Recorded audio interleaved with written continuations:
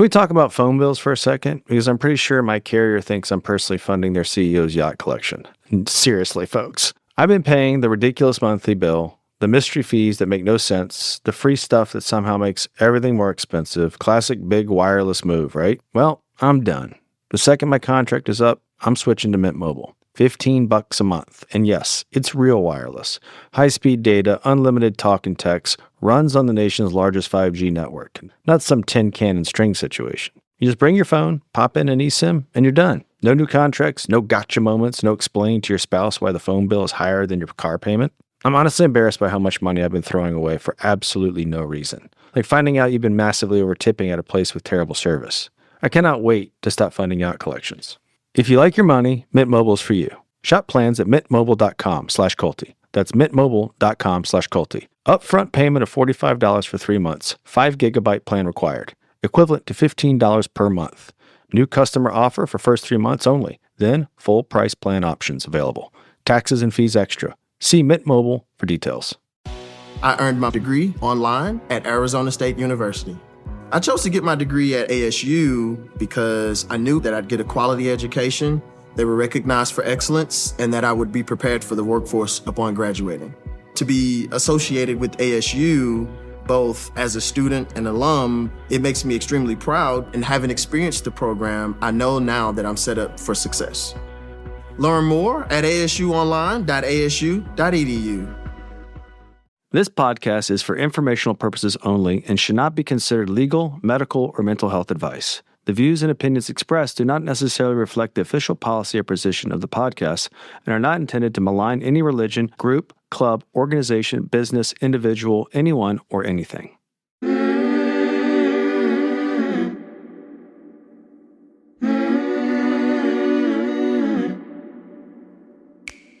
I'm Sarah Edmondson. And I'm Anthony Nippy Ames, and this is A Little Bit Culty. We woke up from a cult, and that journey was captured in The Vow on HBO and in my memoir, Scarred. Now, in this podcast, we break down the shame and secrets that make these experiences so destructive with honest conversations on how seemingly benign groups can cross into the cultiverse and how to spot and recover from trouble if it happens to you. Each week, we bring in experts, survivors, and whistleblowers to explore red flags, resilience, and even share a few laughs, because sometimes you gotta laugh. Subscribe to our Patreon for early and ad-free listening, some live Q&A, and exclusive content at patreon.com/alittlebitculty. Welcome to Season 8 of A Little Bit Culty.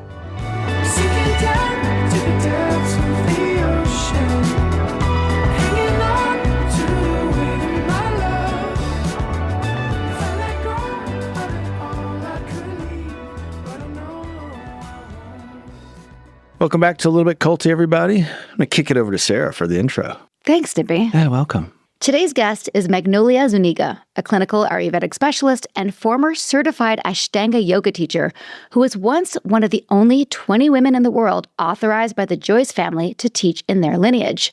After 30 years of practice and countless trips to India, she had everything the modern yoga world tells you to want, until credible sexual abuse allegations against Pattabhi Jois surfaced. And Magnolia did the one thing almost no one else did. She walked, giving up her authorization, income stream, and place in the inner circle rather than benefiting from a system she knew was harming people.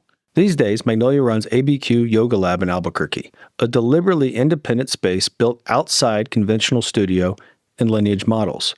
She focuses on clinical Ayurvedic medicine, ethical practice, and supporting practitioners who've been burned by high-control spiritual communities. Her story and message is fascinating. Stay tuned to listen to it. We learned a ton in this episode. Here's part 1 with Magnolia Zuniga.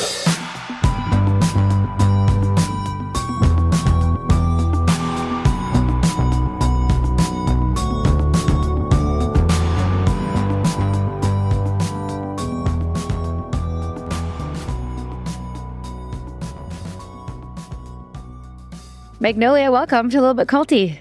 Hello, Sarah. Hi, Nippy. Thanks for having me. How are you? I'm Thanks well. for coming. Thanks. This is so great. We've been doing this podcast for almost 5 years. And We're in our 6th year. we're in our sixth year? As of first week of February, Axl Rose's birthday was our first episode. Oh, that's right. So we're starting our 6th year. And That must mean there are a lot of cults out there. there's a lot of calls. Yes, our inbox is endless requests. Oh my gosh. Unfortunately, we want to see those inboxes go down where That means that our wisdom's getting out there, but unfortunately, there's a lot of Wow. coercion. Yeah, 300 plus episodes. But the reason I said that is that from the beginning, I've wanted to cover Pattabhi Jois Yeah. and Ashtanga. He's been on my radar as someone who also practices yoga and have covered, Kundalini. We've talked about some of the others, but we have never dived deep into Pattabhi Jois. So Yeah, and every time I look at our inbox, there's some sort of Leany, Shanga, Wanga, one of these cult things we got to go through. And there's just so many of them. I'm like, Sarah, there's a lot of these cult. So anyway, we're very happy that you're here as somebody who, because your role was very specific and close to him, which is what we ideally want, is versus like, I heard stories that blah, blah, blah. So thank you for coming on the podcast. Thank you for reaching out, and excited to hear your story, hear it right from the source. Yeah, sure. Where should we start? Yeah, well, why don't we start with, tell us a little bit about you and who you were when you got involved with Ashtanga. Well, so, I started with Bikram yoga when I was 17. I started with Bikram. We're all familiar with Bikram. Yes. I liked Bikram. At the time. Yeah. I know. I liked it too. It was my first, this was in Tucson, Arizona, where it gets very hot. And so I would go from, very hot temperature to a very hot room. And So you just do it outside. yeah, exactly. That seemed like a good idea at the time, but I fell in love with yoga. And then I moved to Los Angeles and I started practicing at Bikram's Hollywood School on Robertson. I started practicing Bikram there. I was about to do a Bikram teacher training. And then a girlfriend kind of talked me out of it. At that time, Yoga Journal had just released a pretty now kind of infamous article called The Bad Boy of Yoga. And it had Bikram on the cover with his Rolexes on his arm and his Rolls Royce in the back. It was depicting him in a very realistic light. And then she suggested I do Ashtanga. Now, when I was in LA, I was in my early 20s. I was involved in the rock and roll music scene in Los Angeles. I was in Hollywood. Hollywood is a great place to be in your 20s. And I wouldn't say I was lost, but I definitely didn't really have a direction, I was just kind of being young and reckless and having fun and definitely, certainly that's appropriate, I think, for my early 20s. But I was always kind of wanting something more. I grew up in a family where ritual was really important and it was part of our daily lives. So I sort of wasn't interested in the ritual traditions of my family, but I understood the importance of ritual. I also was not religious. I wasn't raised religious in any way. So I was searching for something. And I had, read different books and things like that, and none of them really captured me. Nothing really, even when I was practicing Bikram, it would be like just a couple days a week. It wasn't really something that I did it very casually, but I did see firsthand the culture. You'd walk into the Robertson studio and it was just all pictures of Bikram with celebrities. And of course, in LA, that is also very appropriate. That is very common in Los Angeles. That's part of the culture, is sort of your proximity to power. Right. So it was my very, very first Ashtanga class where it just took my breath away. That first day when I entered the classroom, because, Ashtanga yoga was different. I don't know how familiar you are with how it's structured, but it's not a drop-in class environment. You can't just go in one day and do a whole class. It's structured so that you sign up for a month, and then your first day you learn 10 minutes. And your commitment is that you're going to come every day. The traditional Ashtanga practice is practiced 5 to 6 days a week until death. That's the traditional way to do it. And so, you sign up for a month. There are no drop-in classes. You sign up for a month. The first day you learn 10 minutes. The next day you learn a little bit more. You learn a little bit more. And so in this way, you memorize the practice.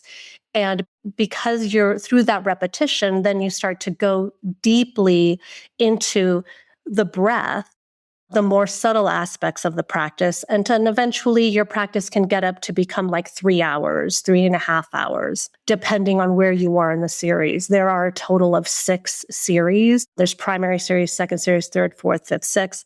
Of the practitioners in the world, there are only maybe one or two that have gone up into the beginning of fifth series. The last person that knew fifth series, and maybe he did know the sixth series, was Sharat Jois, Pattabhi Jois's grandson, who passed away a little over a year ago. So as of now, Ashtanga has no lineage Legacy? head. Okay, yeah. The legacy is now the Western, for lack of a better word, the students and teachers that are now transmitting it as it is. But so that first class, I walked in and I was, I didn't have a lot of money. I think I had like $150 in my checking account. And, when I walked in, the teacher said, okay, well, it'll be $120 for the month. And I thought he had completely lost his mind. I said, I'm just here for the day. What are you talking about? I have to sign up for the month, Have you gone mad? And then, and he said, well, you're welcome to watch a class before you commit. And so that was really, this was the 90s. So like there were these really thick, like, I don't know if they were burgundy or navy blue, but they were really thick velvet curtains, very Wizard of Oz.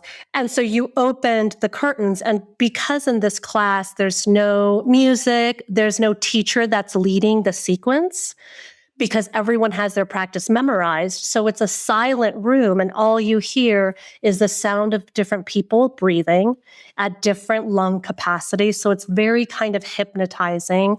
You hear the pitter-patter of people stepping into the position and stepping back to the front of the mat. And I saw this woman doing third series, third series is primarily, it's a lot of arm balances. It's a very, very powerful, very demanding series that traditionally Pattabhi Jois would teach it to people loosely when they had been traveling to Mysore, India for at least 10 years. And they've had a daily Ashtanga practice for 10 years in his presence, but usually it extended way beyond that, in their hometown.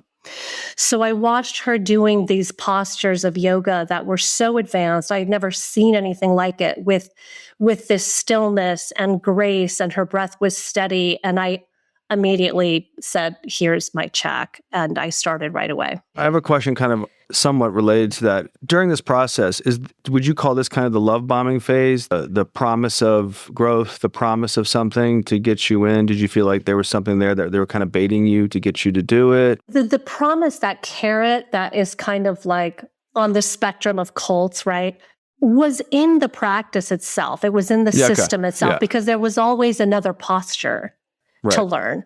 And depending on where you were practicing in the room, if you were practicing with a certified teacher, so the way that Ashtanga was organized is that, you were a student, and then after some time traveling to India and studying with Pattabhi Jois, or his grandson, Sharat Jois, who then became the lineage successor after Jois passed away in 2009, then there was authorization level 1, meaning you had been studying for a certain amount of time, and now you can teach the primary series.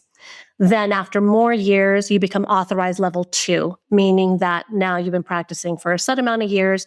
You are able to proficiently perform second series, and then you can teach primary and second series. And then there's certification, which is sort of the top of the top, meaning that you have been studying in India under the guru's watch for a minimum of 10 years, and he has taught you into third series to completion. And at that point, you're doing about a 3.5 hour practice every day in India. And so because the way that Ashtanga is organized is that all power is consolidated to one man, either Pattabhi Jois and then later Sharat Jois. Now, there would be the certified teachers. When I became certified, I was 1 in 20 women worldwide. And that was in 2015. So certification was something that was not given easily. How long did it take to get certified? So I started going in 2004, and I went every year for at least about 3 months until 2015. Did you feel like you had to jump through extra hoops and they moved the goalposts a lot? Did you feel like there was, Okay. Yeah. So the way that new postures are taught, are given, So the family was the gold standard. So, you would have teachers in the West or in other parts of the world that would always be willing to teach you beyond where you were. But when you went to India and Pattabhi Jois would say, no, you stop here, that was the gold standard. That was your real practice. Whatever you did at home, if it was beyond that, you were considered attached to your practice. You were considered to be not understanding. Wow. Even though new postures were taught arbitrarily, there were sort of legends and tall tales that we as students and teachers created to try to make sense out of watching the different patterns of when new postures were given. So they were always best guesses, but there was never any real thing. So for me, I was taught second series right away in my first year. And then I was held at second series and was not taught a new posture for 8 years, which in Ashtanga was mind-blowing. To be traveling to India, spending a lot of time, money, resources. I was based out of San Francisco at the time, but traveling to India would mean that you would go home. Everyone's experience was different, clearly, but mine was that I would go home to San Francisco being one of the most expensive cities in the world. I would not have an apartment. I would couch surf. I would have 1 or 2 jobs to save up money for my next Mysore trip. So I was not wealthy. I didn't have an Ashtanga school at the time.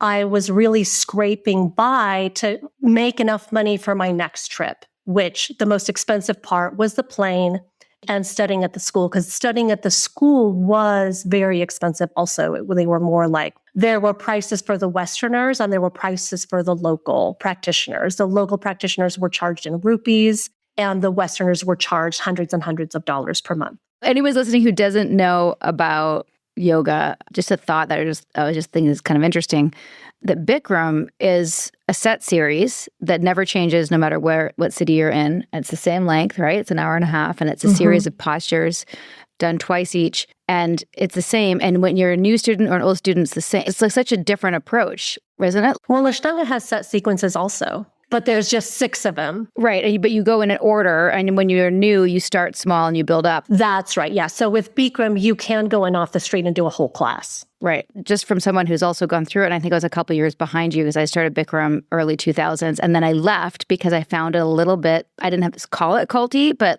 I was like, I found this too militant. I can't stop and drink water. I can't have a sip of water. They were mean. Yeah.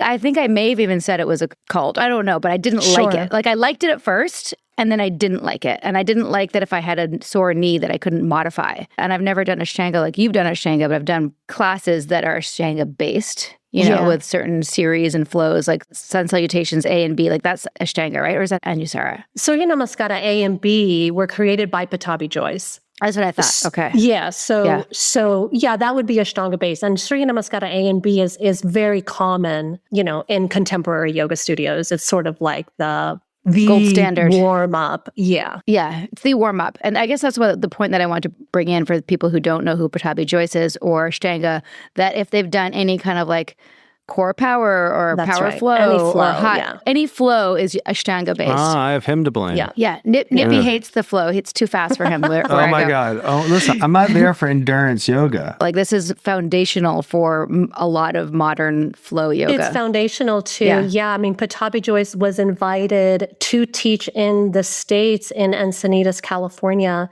in the late 70s. And that's really where vinyasa flow was born, from these first generation Ashtanga teachers that were hired to teach at the gym. They couldn't teach primary series, so they had to mix it up and they had to call it something else. Because if you ever strayed from the set sequence of Ashtanga, you couldn't call it Ashtanga. Right. Then it turned into flow, vinyasa. They called it Surya Namaskara C, those for that first generation when they started mixing it up. And then, I don't know if you know of rocket yoga, but Larry Schultz was a student of Pattabhi Jois. So Pattabhi Jois influenced everybody he taught Mati and Chuck, and they opened up Yoga Works in Los Angeles. He taught Beryl Bender Birch, who called it power yoga, but her power yoga was exactly Ashtanga yoga. And she had a falling out with Pattabhi Jois and had to change the name. Pattabhi Jois basically, because Well, I think because it was a white woman that was becoming successful in the East Coast. She was that New York leg of it. Because then you had Larry Schultz, who did the same thing that Beryl Bender Birch did somewhat. He moved to San Francisco, called it rocket yoga. So there were all of these first-time yoga teachers that all came from Pattabhi Jois. And it all trickled down. Shiva Ray, Sean Korn, if you're on the East Coast, Jiva Mukti, Sharon Gannon, on the East Coast. It all came from Pattabhi Jois.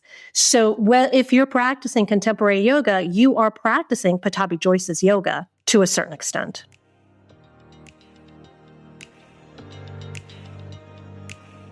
Now for something a little less culty, a quick sponsor message.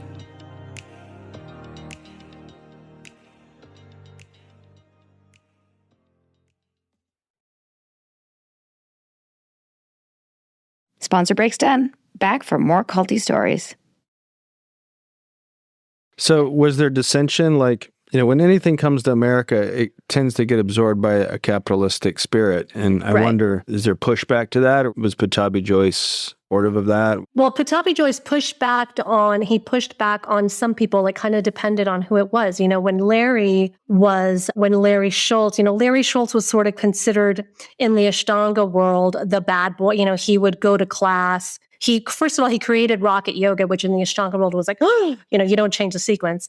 And he would go to class with like a bottle of tequila in his back pocket. And he would just be like, rah! He was just sort of the cowboy, punk rocker, I guess. Jois loved him. When I first went to meet Pattabhi Jois in 2004 and he asked where I was from, I said San Francisco. And he said, crazy Larry. And he started laughing. And Sharat, his grandson, was there and turned to Sharat and started telling him stories about crazy Larry. But then you had someone like Beryl Bender Birch, who was sort of, I wasn't there at that time because these, again, were the first generation, second generation practitioners. But I had heard, I don't know if it's true, that she was sort of kind of exiled for calling it power yoga, making a book out of it, and gaining, notoriety and she was spreading the teachings of Ashtanga yoga, but calling it power yoga. So it seemed like it was kind of selective and it depended on your relationship to Jois. Yeah, got it. And before we get more into your story, what else do we need to know about him and who he is and where did he come from?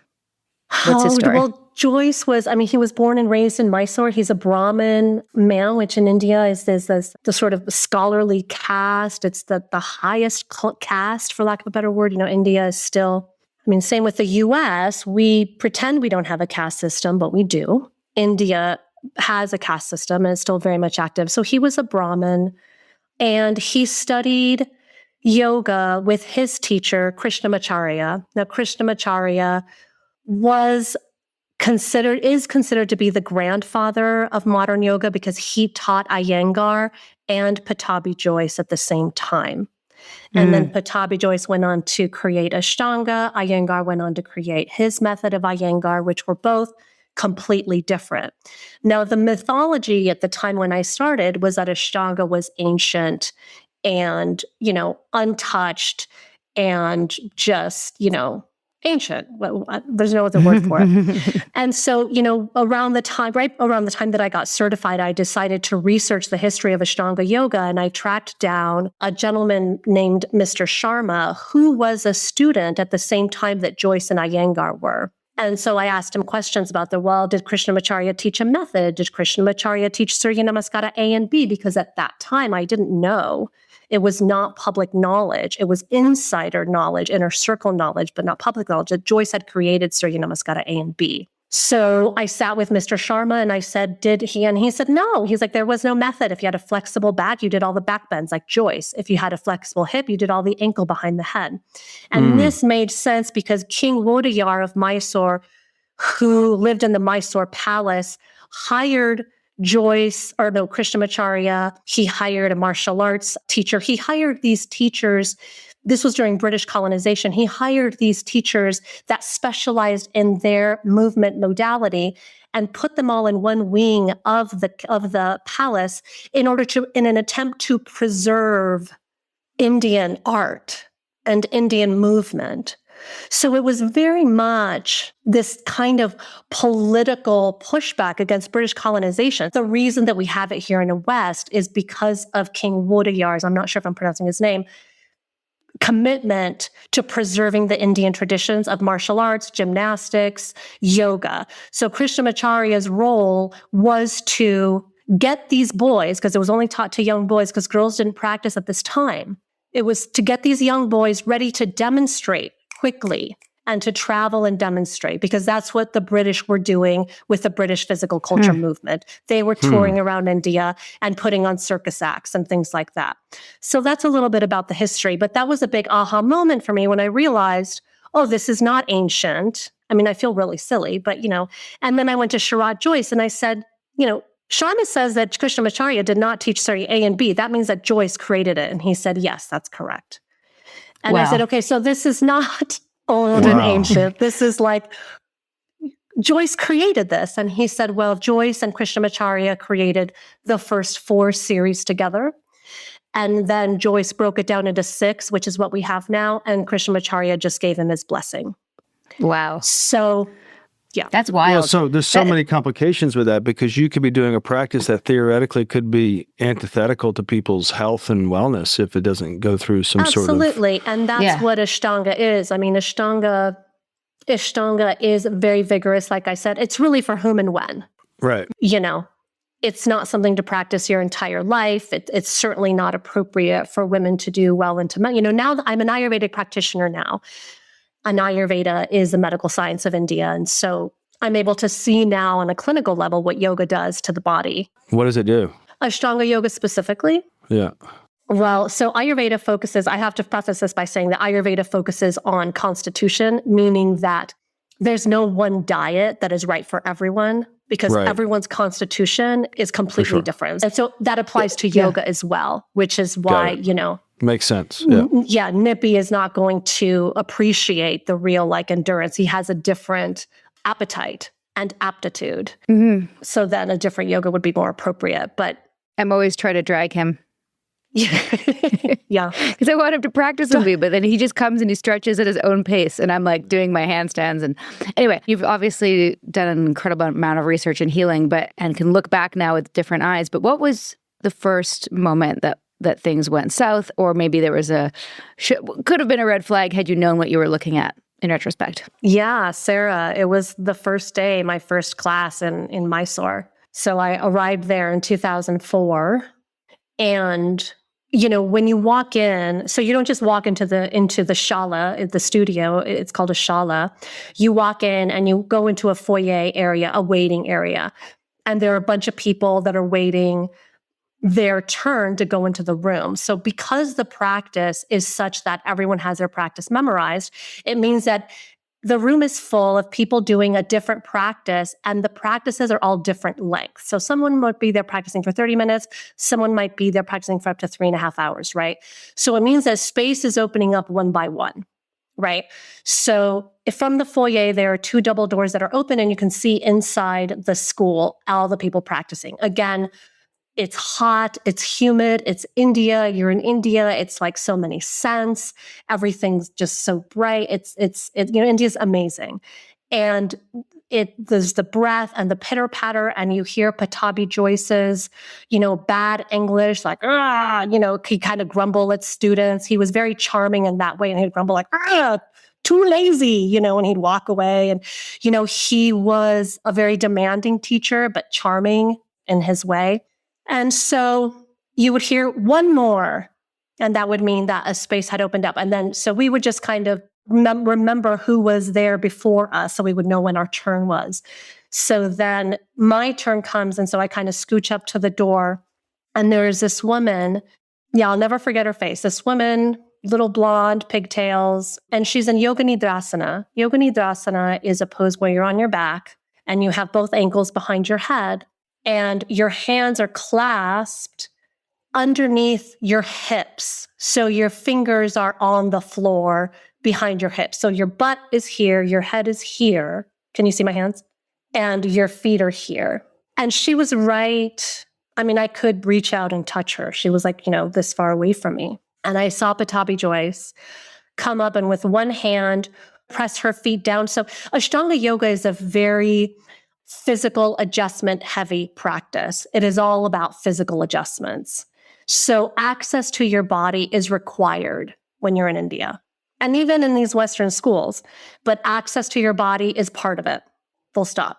So the adjustments that he's doing in Sharab, because that's all they're doing. They're going around the room adjusting people, pulling legs tighter behind the head, back bending people. In back bends, you would start with back bends, hands on the floor, and then they'd walk your hands up your legs each day. It was very, very intense. So Jois walks up to her, pushes her ankles down, and then with his other hand, I see him take his middle finger and his ring finger, puts it inside of her through her pants, and I watched his first knuckle kind of disappear, and he presses down, and he's holding her like a bowling ball, and he presses her down with his fingers inside of her. Now, this is 2004. This is like pre-Lululemon, super control tight yoga pants. This was hardtail. This was mostly cotton, some spandex blend. So that was the first moment that I just like completely disassociated. And then I hear one more, and then it's my turn to go and do my practice. And it's the first day. And so I go and I move through my practice. I don't even remember, but what I do remember is I just kept my eyes locked on Jois through my arms and legs, and, as much as I could. And I would watch him move through the room, grabbing breasts, grabbing buttocks. He would dry hump women in downward dog. In backbending, so because I mentioned a second ago, that the backbending was very intense, and the expectation was that you would start with backbends on the floor. So after you were done with your practice, then you would go to your backbending. So you would stand at the top of your mat with your arms crossed. Then one of them, Jois or his grandson Sharat, would come up to you and they would drop you back. The first drop back would be head to the floor. So you would keep your arms crossed. So you're already in a very deep back bend. And then 3 halfway. And then the last one, hands on the floor. And you are always walking your hands in towards your feet until eventually you can walk up your legs. And then for me, I was back bending with my hands above my knees, eventually, like within a few months. So then you come up and then you're done.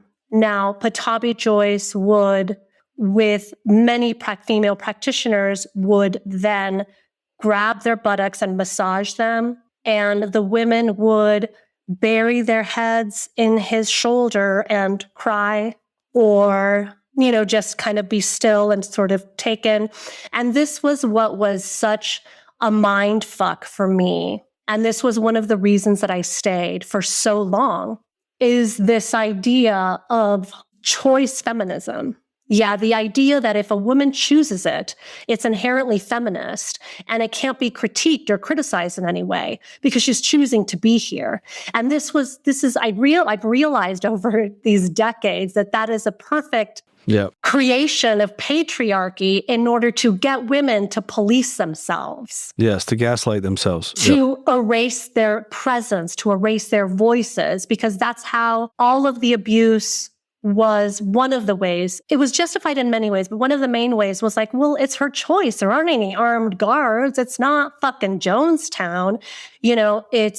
They can leave any time. They're choosing to be here. So I would see these women have cathartic experiences at being molested and assaulted. And eventually I thought to myself, because I would talk to some of these women and I would be like, I see that and I think you're being sexually assaulted. I'm like, no, he's transmitting energy. I feel so da-da-da-da-da-da-da. And I would always come back to, so mind you, I'm like 30. So I would keep coming back to, well, how can I tell this woman that her experience is wrong? How can I tell her, no, babes, you're fucked up. Sorry, I curse a lot. No, please, absolutely. fire away. Well, I would be like, how can I tell her, no, babe, you're fucked up. This is fucked up. How can I take away that experience from her? So I was like, I'm just going to do me. I'm just going to take care of me, And so I contacted after after that day, I contacted my teacher in Los Angeles. I had 2 teachers, a married couple. And the woman was this very kind of like, no bullshit kind of woman. She was very strong and like, and I liked her a lot. And I wrote to her and I said, she was also very devoted, one of his most devoted students. They both were part of the inner circle. I wrote to her and I said, he's molesting people. I still have the email from 2 months ago. He's molesting people. What are you doing? And I said, you've always been to me a woman that is like kind of strong. She was my teacher. I looked up to her and she wrote me back and she said, yeah, that's a problem. He does that. All you have to do is say no and he won't do it. She's like, I say no, he doesn't do it. She's like, I know one other woman that has said no and he didn't do it with her. She's like, but most people don't say no. So, just make sure that you take care of yourself. Did she see it as abuse? No. This older generation, they had a lot of time with Jois, especially when they were hosting him in the States.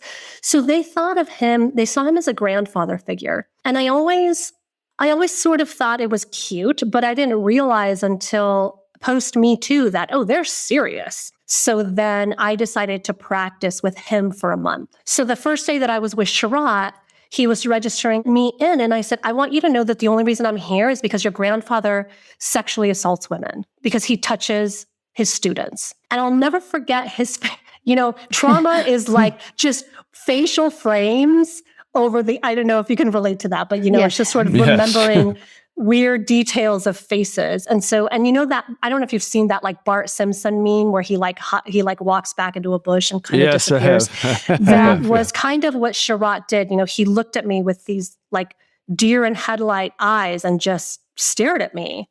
And we were just standing there in silence. And I was like, yeah, I'm going to go practice now.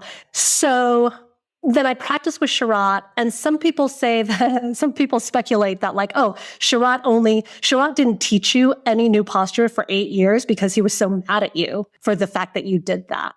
So I practiced with Sharat for a month, and during that time, I was periodically emailing with my teacher, and I was like, I was really like torn. I was like, when everyone's normalized it, I was questioning myself. I wasn't questioning the system. I was questioning myself. I was like, well, how I must be looking into it too much. I must be overthinking this, And so then I started telling my teacher, like, I came all this way. I saved all this money. I made all of these sacrifices to come here, and he's the living master of Ashtanga yoga. Like, I want to practice with him. I don't want to practice with his grandson. I want to practice with him. And so my teacher said, I'll be there in, a week in Mysore. Wait for me. We'll figure out what to do. So then she arrives, and I told her, I said, I was really just ignorant to how India works. And she had been traveling to India for well over a decade at this time. And I said, well, I'm just going to go talk to Pattabhi Jois and just tell him,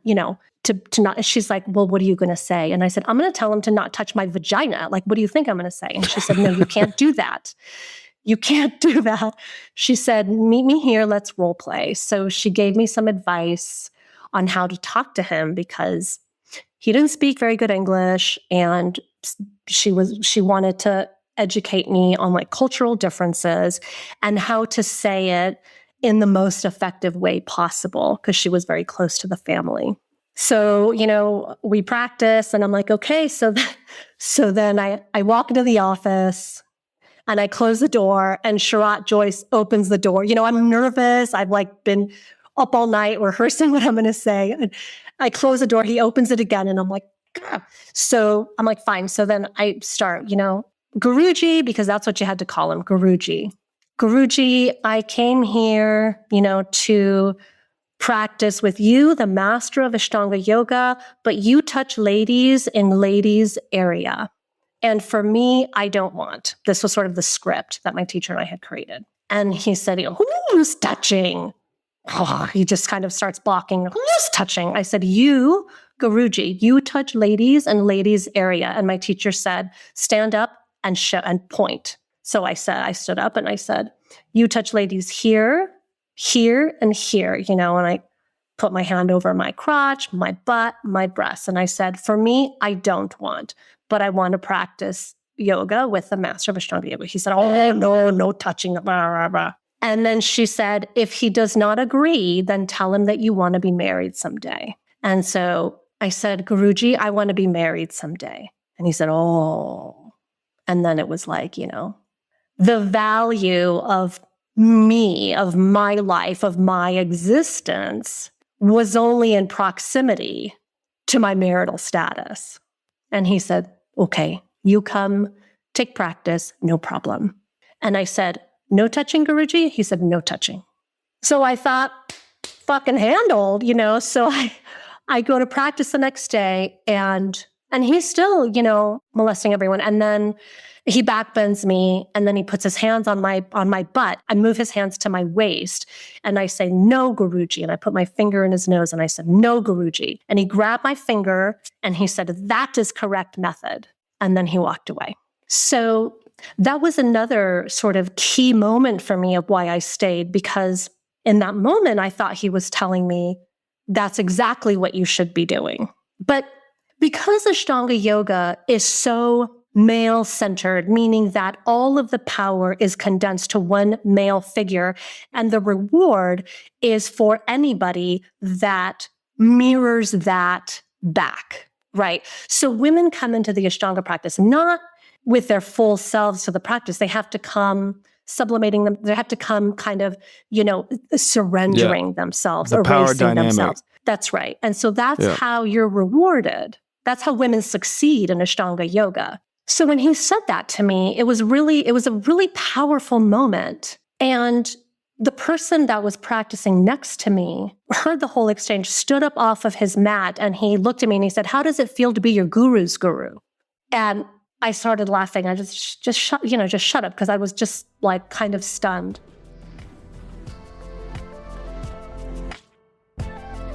Let's take a break from the cultiverse. Here's a word from our sponsors.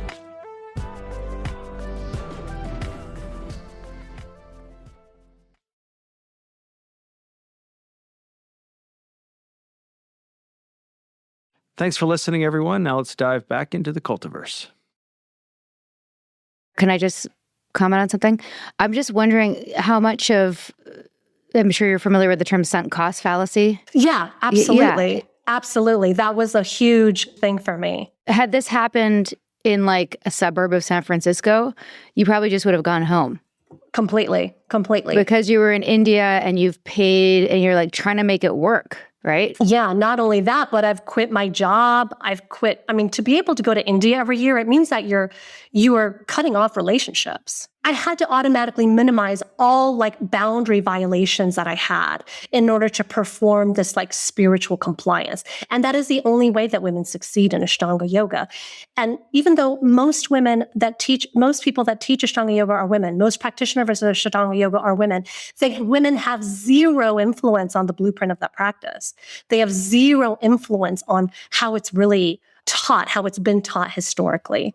So, it was that choice feminism piece and the it's not Jonestown piece, like there are no armed guards, no one's suggesting we commit, my understanding of cults then is very different than it is now. Now I see that they exist on a spectrum.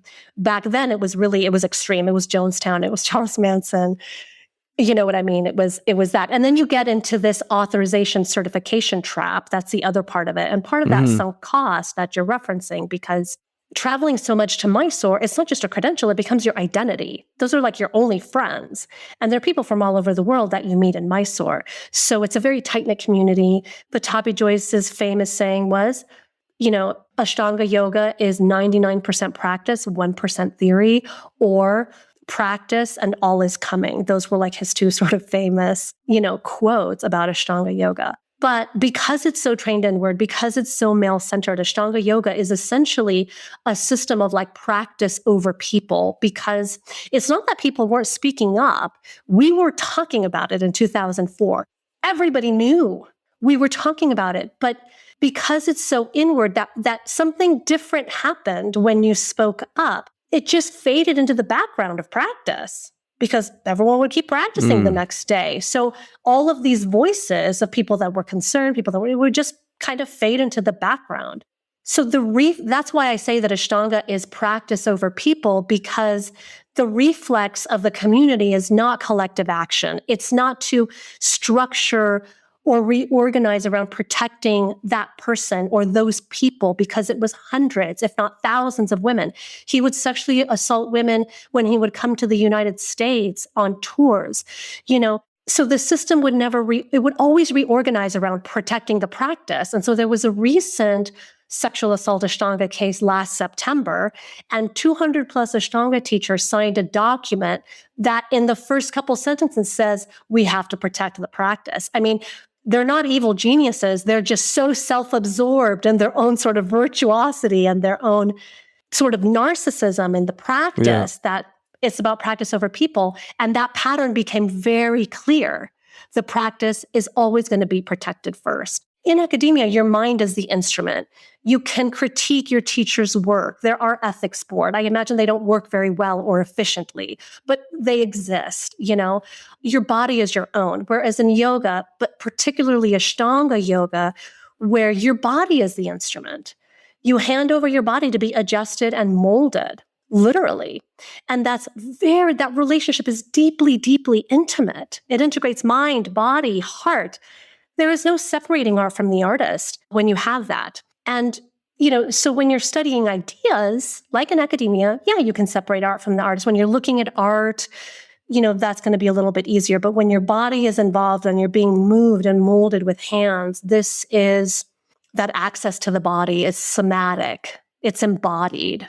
And that defense just protects abusers, Yeah, and I could also imagine even as someone who practices yoga but never has practiced yoga that intensely, like I've done one yoga retreat in my whole life, like a 7-day yoga retreat in Costa Rica. I've never done extensive to any particular lineage, but I can imagine being there, like I said, the sunk cost fallacy, and getting all the good things that come from it, including the endorphins and the internal sense of whatever happens when you practice that intensely and for so many hours, that you identify with this practice, like you are the practice. Is that sort of what you're saying? Absolutely. So you are the practice. Right. And so that's why it was that's why when people would speak out or when they had those concerns, their voices would just fade into the background, because everyone's so focused on their practice.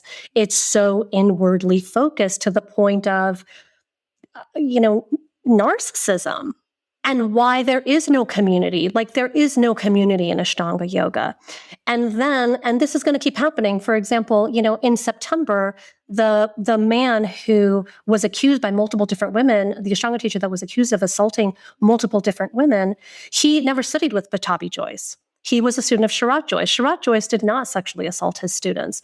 So this, to me, is proof that it spans decades, it spans generations, it spans continents. You don't have to see an abuser to become an abuser. It's because Ashtanga yoga, the way that it's systemic, it's not personality. Everyone keeps saying, it's just a bad teacher, it's just about No, it's the system, because it's going to keep happening because power is consolidated to one person. In that town, Ashtanga that power is consolidated to that one teacher because he is authorized, he is certified. And that's how the system was created by Jois. That was the intent. And that's why this will keep happening.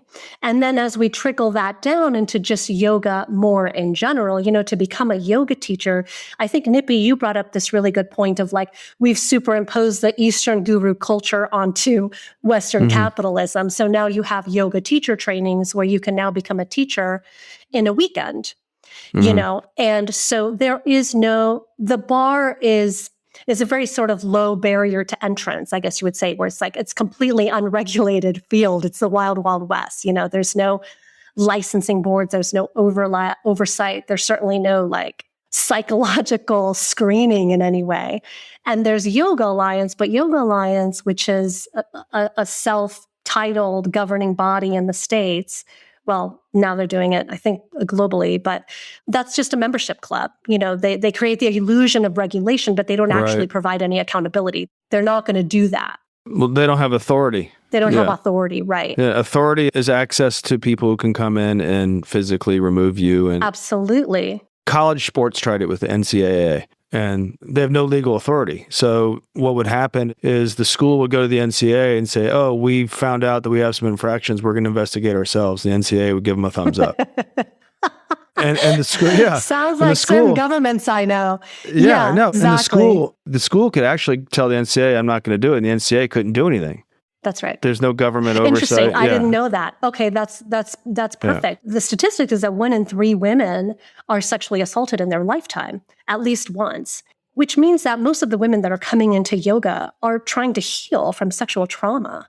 And we're teaching them practices from Bikram to Ashtanga to Kundalini that were created by sexual predators. So we're telling them, yeah, we know that you were a target of a predator, but trust this predator to heal you. It's completely insanity to me, but that's kind of what yoga has turned into is that because yoga has turned into this quick turnover, low barrier to entrance, anyone can become a yoga teacher if you have the time and the money, then we lose the understanding of how yoga actually works on the nervous system, of how it can heal. It just turns into exercise, which exercise is cool. We all need exercise too, but yoga's a little different. Totally.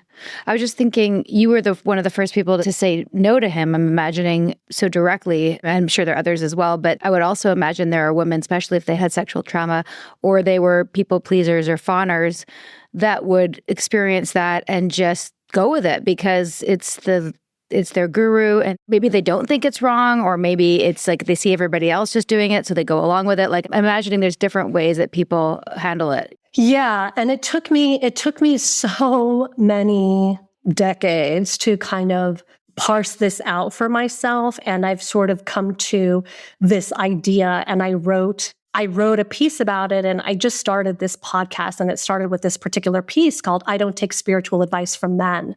Not because men don't have any wisdom and not because men don't know what they're doing, but because men and women come to spirituality from very different places. There are books and research that I've done on how the world mirrors men back to them. So for men, the world is built for them. Everything from cars to buildings to even, air conditioning, temperature, blood pressure statistics. These are all based on a typical male 6-foot man, right? So men come to spirituality from a place where transcendence is important. Working on the ego is important because they are looking at power, because they have inherent power, even if they don't think that they do, even if they don't feel like they do. Whereas women are coming from a place where, generally speaking, we're raised to be a little more accommodating. We're raised to make space for the louder person, make space for the man, make space to shrink if we need to, don't be too angry, don't be too opinionated, just, am I too much, et cetera, et cetera. So for women to come into these spiritual systems that say, oh, you have to surrender, women already understand that. Yeah. We were raised like that. I was raised with loud, opinionated women that curse all the time in Spanish and English. And, but socially, I understood very well that my Mexican indigenous upbringing was very different to the white society that I was in. And the way I had to really change the way I was expressing myself. And that was very difficult. So even for me, who maybe I wasn't raised like that, I had a very loud opinionated mom and aunts and aunties and whatever. I learned that to be able to operate socially, I had to be different. So even for someone like me, who then, when women, and even like someone like me, like I said, come into these spiritual spaces and spiritual practices where surrender is, it doesn't seem like harm. It seems like home. You know what I mean? It's like, oh, I understand this. This doesn't feel coercive. This feels affirming. But that's a male-centered spirituality. I've realized that like my spirituality and most women that I know, our spiritual work is to reclaim, is to stand and take up more space, it's just a very different kind of spirituality than the ones that we have been assigned to, really, that we've been exposed to. So I don't take spiritual advice from men. And I say that with love. Yes, it's so good. There was like 5 I don't have any spiritual advice, so you don't have to worry about that. Nippy's got sports advice. My advice from my husband always comes... It's a new comes... journey for me. I take spiritual advice from people I feel like have an authority, and it's not men either. Nippy's so advice don't worry. always comes in the form of a sports metaphor for me, which is hard because I don't know sports as well. My dad was like that. My dad would always be like, what you do in practice, you do in the game. You know? Yeah, there we go. Win some, you lose some. That's spiritual to me. So many of the groups that we've covered from this era, especially as like remnants of the 70s, 80s, 90s, Kundalini, Yogi Bhajan, Bhagwan Rajneesh from Osho, surrender is like the key tenet. And you have to, right? You have to give up anything that you think it should be or that you want to grow. And that I think is one of the most toxic aspects of a spiritual journey, because then there's no room for there's no room for boundaries.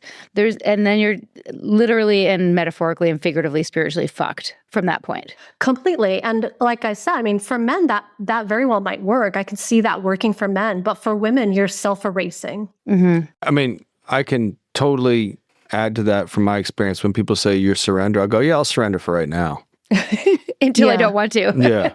Right. What are you going to do? Is my mentality like, yeah, I'll surrender until I see something I don't want. And then, at least that's just me. Yeah, exactly. And when you do that, when Nippy does that, you're a man in your power. You're owning your power. When a woman does that, she's difficult. Yeah. There she goes again. Or, you're going to have to find a guy that agrees with you. And the guy's going to have to go in there and go, hey, no, what the fuck are you doing? That's traditionally how it works, because you're going to have normally it takes another guy to stop another guy from abusing a lot of times. Absolutely. Right. And that's a whole nother podcast. That's a whole, that's a totally different. That's like my husband and I get in these conversations a lot, because one of the reasons that I married him was because one of his friends said something inappropriate to me and he broke off that friendship. Said something inappropriate to him about me, teasingly, apologized, said, oh, you took it the wrong way. And he said, I don't want to have anything to do with you. And this was a 25-year friendship. So the importance is, to your point, is, men need to be the one that hold men accountable. Yeah. That's how this is going to, one of the ways that this is going to change. Yep. Great place to take a break. Yep. Come back this Thursday, part 2. Magnolia, who's got so much wisdom. Oh my God, this is great. This is like You're so sweet. Podcast. We are making podcast candy. history. Podcast candy. It's like catnip. See you soon. Sinking down to the depths of the ocean, hanging on to the weight of my love. If I let go of it all, I could leave, but I know I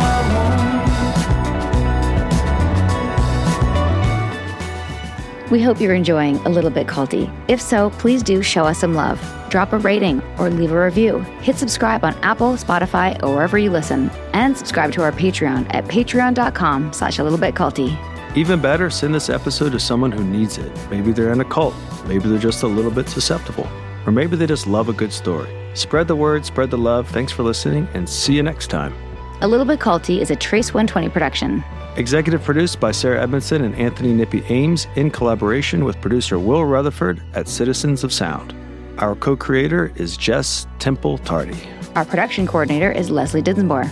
Writing by Sandra Namoto and social media marketing by Eric Swarzinski and Brooke Keene. Our theme song, Cultivated, is by the artists John Bryant and Nigel Aslan.